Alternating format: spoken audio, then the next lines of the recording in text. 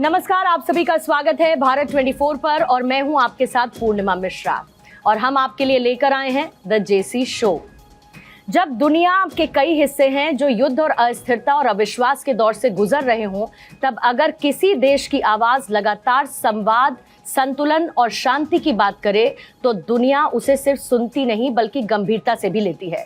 प्रधानमंत्री नरेंद्र मोदी की हालिया 5 देशों की यात्रा ऐसे समय में हुई जब पश्चिम एशिया का संकट पूरी दुनिया के लिए चिंता बना है। तेल, व्यापार, सुरक्षा, समुद्री रास्ते और ग्लोबल इकोनॉमी सब पर इसका असर दिखाई दे रहा है।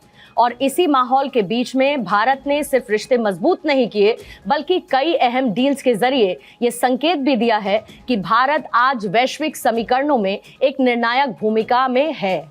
हर राजधानी में प्रधानमंत्री नरेंद्र मोदी का जिस गर्मजोशी के साथ स्वागत हुआ, जो सम्मान उन्हें मिला, वो ये दिखाता है कि दुनिया भारत को सिर्फ एक बड़े बाजार के तौर पर नहीं बल्कि एक भरोसेमंद, साझेदार और स्थिर शक्ति के तौर पर देख रही है। और शायद इसी सोच को एक लाइन सबसे बेस्ट डिफाइन करती है, this is not an era of war, this is the era of dialogue and diplomacy. Bharat यही कहता आया है कि समाधान युद्ध के मैदान से नहीं बल्कि बातचीत की मेज से निकलता है। और यही वजह है कि एक तरफ भारत अपने राष्ट्रीय हितों को मजबूती के साथ आगे बढ़ा रहा है तो दूसरी तरफ वैश्विक मंच पर शांति और संवाद की सबसे मुखर आवाज बनता जा रहा है। तो क्या ये यात्राएं केवल एक डिप्लोमैटिक सक्सेस थी या फिर उस नए भारत की तस्वीर है जो दुनिया के संकट के बीच भी संतुलन बनाते हुए अपने संतुलन को आगे बढ़ाती है? आज इसी मुद्दे पर करेंगे चर्चा द जेसी शो में। हमारे साथ मौजूद हैं भारत 24 के सीईओ और एडिटर इन चीफ और फर्स्ट इंडिया के सीएमडी और editor in chief doctor Jagdish Chandra. Sir, आपका स्वागत करती हूं द जेसी शो में। आज के जेसी शो की हमने हेडलाइन रखी है, world capitals shower love on Modi. इसके मायने क्या है? इसके मायने ये हैं, Narendra Modi is popular across the globe, not only Indian diaspora but everybody was keen to have a look at him.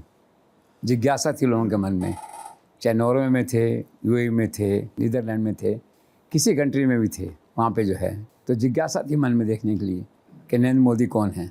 और जिज्ञासा वहाँ आम आदमी के मन में थी, अक्रॉस द रोड जिसे कहते हैं, लोग खड़े हैं, कार जा रही है, लोग देख रहे हैं नरेंद्र मोदी जा रहे हैं, इतनी जिज्ञासा और इतना प्रेम उमड़ा। अखबार की हेडलाइन थी उस दिन, हे शावर्स लव ऑन मोदी। क्या शानदार दृश्य था ये, आप देखिए इधर स्क्रीन पे, एक महिला रो रही है, आंख में आंसू आ रहे हैं, नरेंद्र मोदी उनके आंसू पहुंच रहे हैं। क्या इमोशनल सीन है। तो ये जो इमोशनल सीन है नरेंद्र मोदी का, it has travelled now beyond the boundaries of the country, विदेशों तक में। तो जितने देशों में गए वो, apart from serious political discussions जो है, बेसिकली अगर आप देखेंगे it is an expression of love and affection for Modi at every level, at every corridor जो है। इसलिए कहा जाता है कि the entire world means at least this 5 world Capitals shower flowers on Modi. That is the real philosophy, that is the real sentiment.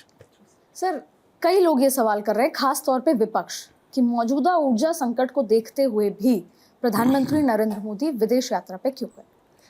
This question is politically very immature, which ignores the seriousness of the current global critical situation. Narendra Modi was not on holiday. He had gone on a very critical diplomatic mission at a time when the entire world is facing acute power crisis, energy crisis, rising fuel prices, disturbed shipping routes, and so on. At a time you can't sit at home. You have to travel abroad. You have to travel world to explore the chances, to ensure your interest. And Narendra Modi has exactly done this.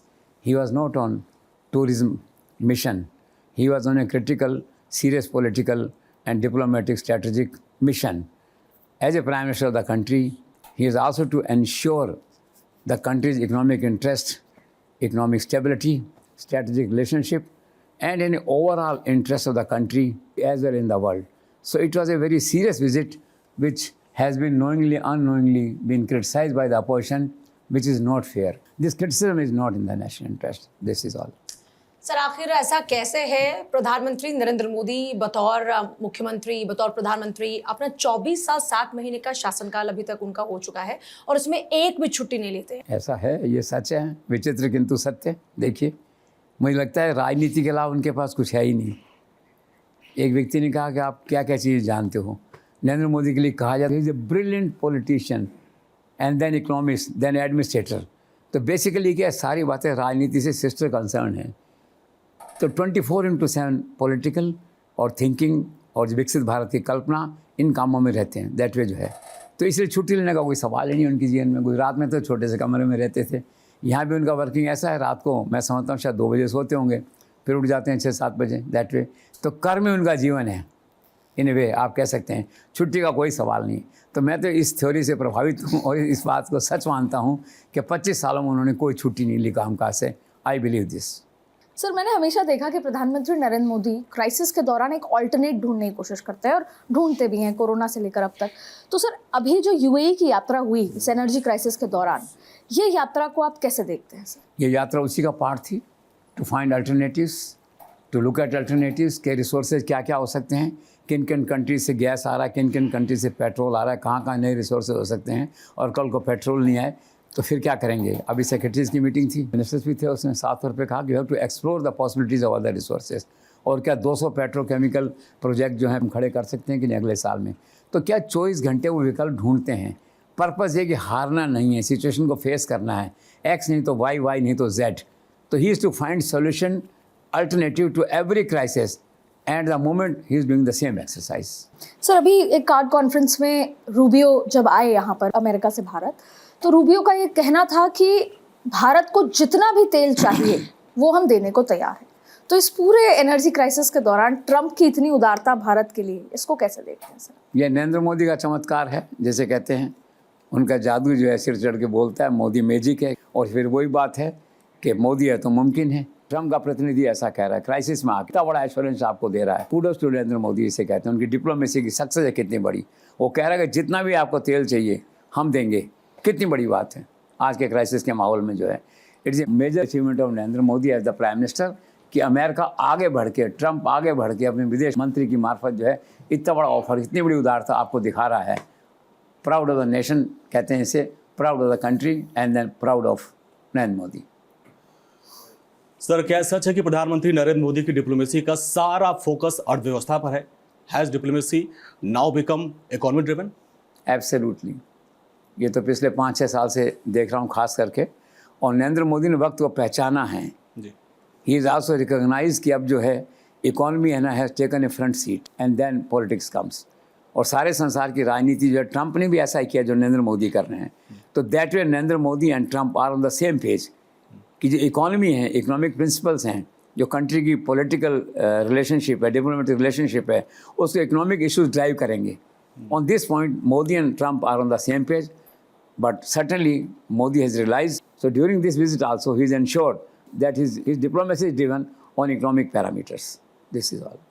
Sir, प्रधानमंत्री नरेंद्र मोदी की इस यात्रा के दौरान जैसे ही उनका विमान UAE और स्वीडन के एयर स्पेस में एंटर हुआ तो वहां पर जेट फाइटर्स ने उनके विमान को एस्कॉर्ट किया। आखिर इतना प्यार क्यों प्रधानमंत्री मोदी के लिए यूएई और स्वीडन में? मैंने कहा ना, ईश्वर का चमत्कार है, ईश्वर की देन है। भारत नहीं, भारत के बाहर प्रभावित हैं लोग।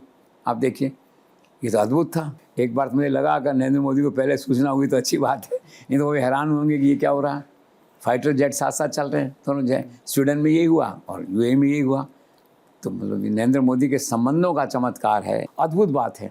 मैंने रिसेंट हिस्ट्री में देखा नहीं ऐसा। दोनों कंट्रीज़ ने किया ये, तो गर्व की बात है, सम्मान की बात देश के लिए।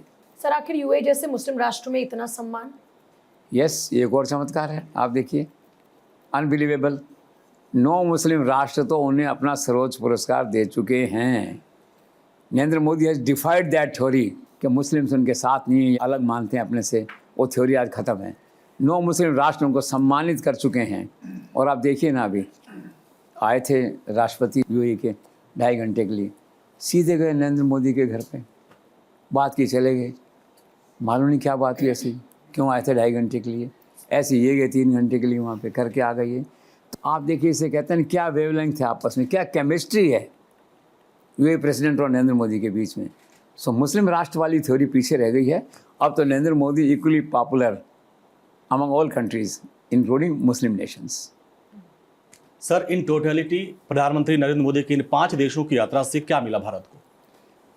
भारत को तो देखो मिलना ही मिलना है। यात्रा हैज़ बीन सक्सेसफुल। सबसे बड़ी बात यह है कि $40 बिलियन का इन्वेस्टमेंट कमिट हुआ है। मैंने कहा ना आज विजिट है, इकॉनमी ड्रिवन है, तो $40 बिलियन का इन्वेस्टमेंट कमिट हुआ है। एक वहाँ गोल में सम्मेलन हुआ, कॉन्फ्रेंस हुई ग्लोबल सीईओज़ की, 50 से ज़्यादा मल्टीनेशनल कंपनी के सीईओ वहाँ पे आए और ये कमिटमेंट दिया। और वो सीईओज़ हैं जिनकी कंपनीज़ की जो है वो 3 ट्रिलियन है उनकी वर्थ, जिसे कहना चाहिए। तो it was a serious discussion and it shows the level of participation of very popular and very important corporate houses in the discussion। कहने का मतलब ये कि सीरियस डिस्कशन था, खाली फॉर्मल एक वैसे नहीं थी, औपचारिकता के नाते कॉन्फ्रेंस नहीं थी। तो सबसे बड़ा कॉन्ट्रीब्यूशन उनका इसमें यही रहा नरेंद्र मोदी की इन 5 यात्राओं का कि आर्थिक दृष्टि से $40 बिलियन का इन्वेस्टमेंट इंडिया के लिए कमिट हुआ है। सर, आखिर 5 देशों की इस यात्रा से प्रधानमंत्री नरेंद्र मोदी भारत के लिए क्या लेकर आए हैं? और सबसे पहला सवाल है यूएई को लेकर। प्रधानमंत्री नरेंद्र मोदी की इस यूएई यात्रा के दौरान Modi's diplomacy for energy security को आप कैसे देखते हैं? सिक्योरिटी का सबसे बड़ी उपलब्धि उसमें ये रही कि उन्होंने एग्री करवाया उनको कि 3 करोड़ बैरल इंडिया में वो स्टोरेज रहेगा उसका, पहले कम था 3 करोड़। भारत में 3 स्टोरेज सेंटर्स हैं, आंध्र प्रदेश और कर्नाटक में, उनकी कैपेसिटी 4 करोड़ की है उसको रिज़र्व करने की। तो भारत में इस समय अब नरेंद्र मोदी के इस यात्रा के बाद 3 करोड़ बैरल हर समय उपलब्ध रहेगा एज ए क्राइसिस मैनेजमेंट, जिसे कहना चाहिए एज ए रिज़र्व जो है। तो सबसे बड़ी उपलब्धि उनकी जो है वो इसमें ये थी। दूसरा क्या, 7 एग्रीमेंट हुए मिला करके और 2 बड़े और काम हुए। उन्होंने कहा कि हम 48,000 करोड़ का निवेश इंडिया में करेंगे फाइनेंशियल सेक्टर में, बहुत बड़ी बात है। और उसके साथ ही गुजरात के वडनार में जो है एक शिप रिपेयर्स प्लांट है, वहाँ पे बनेगा, वो उन्होंने एग्री किया। तो मोटे तौर पे 3 बड़ी सफलताएं रहीं और एक सबसे बड़ा आश्वासन, ऑफ द रिकॉर्ड ये आश्वासन कि तेल की कमी नहीं है, जब ज़रूरत होगी हम आपको देंगे। और सबसे बड़ी बात ये है, ये जो तेल वहाँ से आएगा ये हॉर्मज के थ्रू नहीं आएगा, उस रूट से नहीं आएगा, नो क्राइसिस नो अनसर्टनिटी, ये अलग रूट से आएगा। तो इसकी सप्लाई है ना सर्टेन है ये। So this is number 1 achievement of Narendra Modi on energy sector during his UAE visit. Sir, आखिर यूएई और भारत के बीच कैसा है व्यापार संतुलन? व्यापार अच्छा है, लेकिन उसका जो ट्रेंड है, जिसका सिस्टम है, दिशा है इसकी, वो बिजनेस डेफिसिट जिसे हम कहते हैं, ट्रेड डेफिसिट जो है उसकी है, जिसे सुधारने की आवश्यकता है। सर, ईरान यूएई संघर्ष को देखते हुए दुबई में चाहे ट्रैवल टूरिज्म की बात हो, रियल एस्टेट की बात हो, वहाँ पर आप क्या भविष्य देखते हैं? भविष्य ठीक होगा, अभी तो चिंता है। 35% प्रॉपर्टीज़ के दाम वहाँ गिर गए हैं, नया कोई इन्वेस्टमेंट करना नहीं चाहता, बाज़ार में बेचने निकलते हैं लोग तो कोई ग्राहक लेने वाला नहीं है, ये क्राइसिस है वहाँ पे। हालांकि एक बात ज़रूरी है कि वहाँ का जो प्रॉपर्टी बाज़ार है, रियल एस्टेट है, वो थोड़ा मैच्योर है, वो क्राइसिस को झेल रहा है इस समय और जल्दी खड़ा हो जाएगा, ये कह सकते हैं आप। लेकिन एट द मोमेंट तो रियल एस्टेट में वहाँ पे क्राइसिस है। जहाँ तक टूरिज़्म का सवाल है तो निश्चित तौर पे दुबई के टूरिज़्म को बहुत ज़बरदस्त धक्का लगा है। संसार का एक ऐसा डेस्टिनेशन था जिसको कहते थे सेफ डेस्टिनेशन है, फैमिली डेस्टिनेशन है, उस धारणा को, उस कंसेप्ट को बहुत धक्का लगा है। टूरिस्ट जाना बंद हो गए, होटलों के दाम भी इस समय जो है 40% गिरे हुए हैं। आप देखिए, विमान कम हो गए हैं जाने वाले, विमान की यात्रा कम हो गई है, किराया महंगा हो गया है, कई कंट्रीज़ का एयर स्पेस बंद होने के कारण से विमान को दुबई घूम के जाना पड़ता है। तो number of curtailment in services, higher value tickets और एक अनिश्चितता की भावना, एक असुरक्षा की भावना दुबई को लेकर के जो है तो टूरिज्म सेक्टर को किल कर रही है। वहाँ पे सरकार कोशिश कर रही है, एक ग्रैंड वीज़ा इशू करने की सोच रही है शेंगन की तरह कि 6 कंट्रीज़ के लिए एक ही वीज़ा चलेगा यूएई के लिए, आप आइए सिंगल डेस्टिनेशन पे। लेकिन उसमें समय लगेगा और फियर का भाव कितना है वहाँ पे, डर कितना टूरिस्ट के मन में। एक घटना हुई वहाँ पे भी, जयपुर का एक लड़का गया, टूरिस्ट था वहाँ पे, तो बीच में ड्रोन गिरे वहाँ पे, तो ड्रोन गिर रहे थे, वो होटल के नीचे खड़े हुए थे, तो उसका वीडियो बना रहे थे, तो 25-30 लोग वीडियो बना रहे थे उनका। थोड़ी देर पुलिस आई, उन सबको ले गई, जेल में बंद कर दिया जा करके। तो जयपुर का एक लड़का था, तो उसकी बहन का रोज़ फ़ोन आता था, हमारे घर वालों को जो है जानते थे, तो रोज़ रोती थी वो महिला जो है। तो मैंने फिर दिल्ली में किसी को अप्रोच किया, कैसे नहीं कैसे कर, कोई एक देवदूत बन के सामने आदमी आया, उसने वहाँ किसी लेवल पे बात की और फिर जाके लड़का वहाँ से वो छूटा। तो ऐसी घटनाएं हर घर में चर्चा का विषय है भारत में, क्यों 100-200 लोग ऐसे बंद हो गए, और बहुत से लोग ऐसे बंद पड़े हुए हैं, एजेंसी को लिखो कोई जवाब नहीं आएगा वहाँ से, नो रेस्पॉन्स दैट वे जो है। तो ये बड़ा एक ड्रावना दृश्य इस सारे घटनाक्रम में पेश हुआ है और ये घटनाएं घर घर ट्रैवल करती हैं। इससे दुबई का जो चार्म था ट्रैवल का, अभी तो वो ठंडा है। सर, राजनीतिक प्रेक्षकों का ये मानना है कि प्रधानमंत्री नरेंद्र मोदी की अबू धाबी ट्रिप की तुलना में यूरोप की यात्रा थोड़ी फीकी रही। क्या आप सहमत हैं इस आकलन से? वो कारण ये कि ऐसा आकर्षण रहता है यूएई में, इन ए वे जो है, जाते हैं प्रधानमंत्री मिलते हैं, फिर डील्स बड़ी अच्छी हुई वहाँ पे जो है। बाकी डील्स में क्या ना कागजी डील होती हैं सब, ये क्या ग्रीन एनर्जी एंड इस तरह की जो बड़ी बड़ी बातें हैं ना इस तरह की, तो ऐसा लगता है कागज़ में ज़्यादा रहती हैं। यूएई की यात्रा थी, उसका प्रैक्टिकल ज़्यादा थी, रिजल्ट ओरिएंटेड थी। बाकी जगह क्या होता है, कई जगह आश्वासन मिलते हैं और ग्रीन एनर्जी एंड और इस तरह के इनिशिएटिव, नए नए विज़न, इस तरह बड़े बड़े शब्द हैं ना जो उसमें डले होते हैं एक तरह से।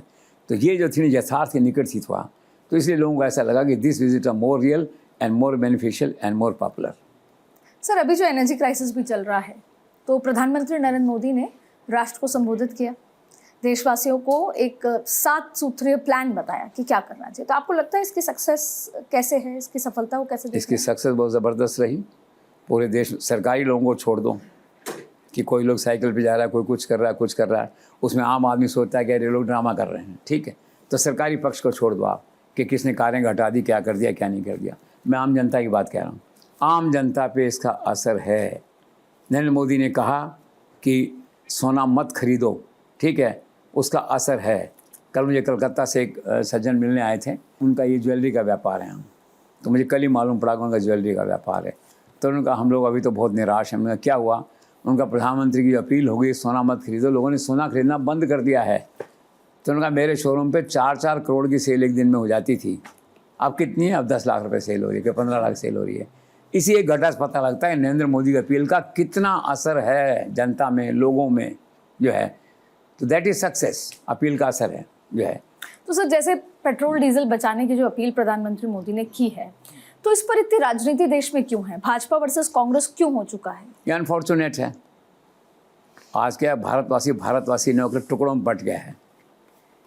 सोशल मीडिया और न्यूज़ पेपर्स के कारण से जो है, इनकी डिबेट्स के कारण से जो है, आज निष्पक्ष कोई व्यक्ति रहे ऐसा लगता नहीं। व्यक्ति खुद मजबूर हो गया है, वो सोचने में पड़ गया कि मैं इस पाले में खड़ा हूँ, इस पाले में खड़ा हूँ। कि ज़माना था पंडित नेहरू के टाइम में, एक अपील करते थे तो भारतवासी इतने लोग रेस्पॉन्स करते थे। To some extent Indira Gandhi तक भी यही था। अब तो ऐसा हो गया कि कोई अपील करे तो बीजेपी वर्सेस ये, अनफॉर्चुनेट जिसे कहना चाहिए। कमल हसन ने अभी जो है यही कहा कल परसों प्रधानमंत्री का सपोर्ट करते हुए कि ऐसे समय में राजनीति नहीं करनी चाहिए और देश के साथ खड़े होने का वक्त है, राजनीति करने का वक्त नहीं है। उन्होंने अटल बिहारी वाजपेयी को उदाहरण दिया। उन्होंने उस समय कहा था कि हम चाहे हारें चाहे जीतें, लेकिन ये जो समय है ना, ये लड़ने का उसका नहीं है, ये देश रहना चाहिए। हम हारें चाहे जीतें, लेकिन देश ज़रूर रहना चाहिए वहाँ पे जो है। तो जो भाव है, उस भाव की बहुत आवश्यकता है। सोशल मीडिया कारण से पूरा देश, मुझे ऐसा लगता है, टुकड़ों में बढ़ता जा रहा है। कोई मुद्दा आता, विचार आता, तो एक पक्ष अपने आप आधे घंटे में खड़ा होता है विरोध करने के लिए। और प्रधानमंत्री की अपील बिल्कुल सरल अपील है, प्रभावी अपील है, देश हित में अपील है। 1 साल के लिए कहा उन्होंने, मान जाओ ना यार उसको, लेकिन अब है ऐसा, अनफॉर्चुनेट, क्या कर सकते हैं। सर, 31 राष्ट्रों के बाद 32वें राष्ट्र नॉर्वे ने भी प्रधानमंत्री नरेंद्र मोदी को अपने सर्वोच्च सम्मान से नवाजा है। प्रधानमंत्री मोदी की इस ग्लोबल पॉपुलैरिटी को आप कैसे देखते हैं? ये तो है ही, देखो ये भी एक विचित्र किंतु सत्य वाली कैटेगरी है। 32 सम्मान आप देखिए है, और मन से देते हैं लोग उसको, औपचारिकता नहीं है उस सम्मान के अंदर। जिस ढंग से पहनाते हैं, देते हैं, उनके चेहरे से पता लगता है कि नेचुरल है दैट वे जो है। और फिर देखिए एक और सम्मान मिला उनको इसके साथ साथ जो है, फूड एंड एग्रीकल्चर ऑर्गेनाइजेशन है यूएनओ का, उन्होंने पुरस्कार दिया कि कृषि उत्पादकता बढ़ा रहे हैं आप, जो है फूड सिक्योरिटी कर रहे हैं आप, किसान का वेलफेयर कर रहे हैं इसके लिए। तो नरेंद्र मोदी की तो ये बल्ले बल्ले चारों तरफ से पुरस्कार ही पुरस्कार। सर, इससे जुड़ा मेरा सवाल है कि विदेशों में प्रधानमंत्री नरेंद्र मोदी की जैसी लोकप्रियता है, उसको देखकर आपको ऐसा नहीं लगता है कि मौजूदा हालात में नरेंद्र मोदी एकमात्र ग्लोबल लीडर नजर आ रहे हैं? हो सकता है क्योंकि ही is the only non controversial global leader at the moment. देखो चाइना वालों को कोई मानता नहीं, कोई देखते हैं दीवारों में बंद रहते हैं, ठीक है ना, हिलते नहीं, जिसे कहते हैं, मतलब एक मूर्ति की तरह रहते हैं वो, एक तरह से कोई आकर्षण नहीं उनके प्रति, वो कभी ग्लोबल लीडर नहीं बन सकते दैट वे। रशिया का देख रहे हैं, ट्रम्प बन सकता था, उसने अपने पाँव पे कुल्हाड़ी मार लिया, आत्महत्या कर ली, as far as to that extent जो है, ये कोई चांस नहीं है। और संसार का कोई ऐसा नेता नहीं, कोई ऐसा देश नहीं जिसका प्रधानमंत्री राष्ट्रपति या नरेंद्र मोदी मुकाबले में खड़ा हो। तो broadly we can conclude at the moment he is the only global leader. Sir, हर बार की तरह इस बार भी प्रधानमंत्री नरेंद्र मोदी की इस यात्रा के दौरान भारतीय समुदाय में जबरदस्त उत्साह नजर आया। आप कैसे देखते हैं इसको? ये तो है ही। खैर, आप दृश्य देखिए, कहाँ खड़े हैं, 20,000 लोग सामने हैं। देखिए हेग में देखिए, लोग टूट के पड़ रहे हैं। और मैं तो हैरान होता हूँ खुद देख के कि भारत से भी ज़्यादा उत्सुकता लोगों को है ना विदेश में, उनको रहती है। एक ज़माना था प्राइम मिनिस्टर जाते थे, हम भी प्राइम मिनिस्टर साथ जाते थे मीडिया डेलीगेशन में, कोई 100 लोग आते थे मिलने, 200 लोग मिलने आते थे मैक्सिमम जो है। अब तो हज़ारों की संख्या में आते हैं। आयोजकों को सोचना पड़ता है कहाँ रखें उसको, रिसेप्शन को, उस स्वागत के समारोह को जो है। तो सुपर, भारत के लोगों का प्यार मोहब्बत वही है। वो बाहर हैं तो भी वो नरेंद्र मोदी जब जाते हैं उनको ऐसा लगता है उनका घर का कोई रिश्तेदार आ गया उनसे मिलने के लिए। इस तरह रिस्पॉन्स देते हैं वहाँ पे लोग जो है। This is all. सर, क्या ये सच है कि प्रधानमंत्री नरेंद्र मोदी अपने इस दौरे के दौरान अलग अलग किस्म के चावल लेकर गए, जिसको प्रधानमंत्री नरेंद्र मोदी ने FAO के महानिदेशक क्यू डोंग्यू और अन्य लोगों को भेंट किया? हाँ, मैंने भी सुना है ये। एक्चुअली क्या, he is a grass root leader, grass root man. Natural खेती के बहुत पक्ष में थे। आचार्य देवव्रत हैं गुजरात के गवर्नर, उनके साथ मिलके ये बातचीत होती थी, वो उस काम को आगे बढ़ाते थे। तो चावल देखा, उनको बहुत अच्छे लगे। कुछ राज्यों के चावल थे, गोविंद भोग चावल पश्चिम बंगाल का, पलक्कड़ चावल केरल का, जोहा राइस असम का, काला नमक चावल उत्तर प्रदेश का, बासमती चावल इंडो गंगटिक क्षेत्र का। तो अलग अलग क्षेत्र का प्रतिनिधित्व करने वाले चावल वो अपने साथ लेके गए। अच्छा लगा उनको। उन्होंने लगा कि कोई बिलो स्टेटस है प्राइम मिनिस्टर के, वो तो ग्रास रूट पर्सन है ना, और देश की कल्चर को, एग्रीकल्चर को उनको प्रमोट करना है। तो नई बात थी, लेकिन ये सच है कि उसको लेके गए और लोगों ने अप्रिशिएट किया। कम से कम फार्मल कम्युनिटी जो है उसको, इस मूव को जो है ना अप्रिशिएट किया। सर, इटली और भारत के स्ट्रेटेजिक पार्टनरशिप को लेकर समाचार पत्रों में प्रधानमंत्री नरेंद्र मोदी और इटली के प्रधानमंत्री का एक ज्वाइंट आर्टिकल प्रकाशित हुआ। दोनों नेताओं का आखिर रोड मैप क्या है? तो एक नई परंपरा है, नई शुरुआत है।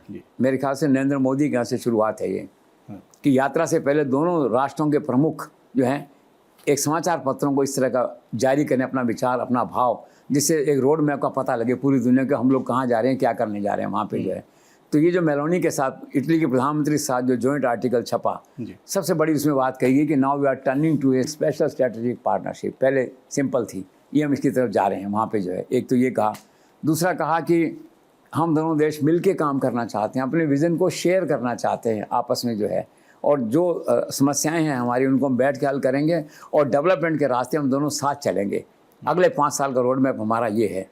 तो बेसिकली उस आर्टिकल के माध्यम से ये एश्योर किया गया दोनों देशों के लोगों को कि हम मीनिंगफुल डिस्कशन करने जा रहे हैं, आपके वेलफेयर के डिस्कशन करने जा रहे हैं, हमारे साझा विचार होंगे, हमारी साझा पार्टनरशिप होगी और हम दोनों मिलकर दोनों देशों के कल्याण के लिए काम करेंगे। This was the crux of that article.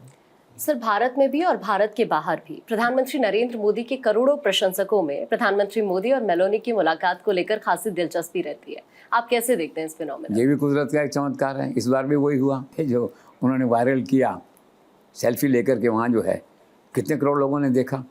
तो दर्शकों को उत्सुकता है। इस बार भी देखिए कितना ज़बरदस्त हंगामा हुआ। इंटरनेट टूट गया, आप तो मानिए इंटरनेट ब्रेक हो गया हुआ दैट वे।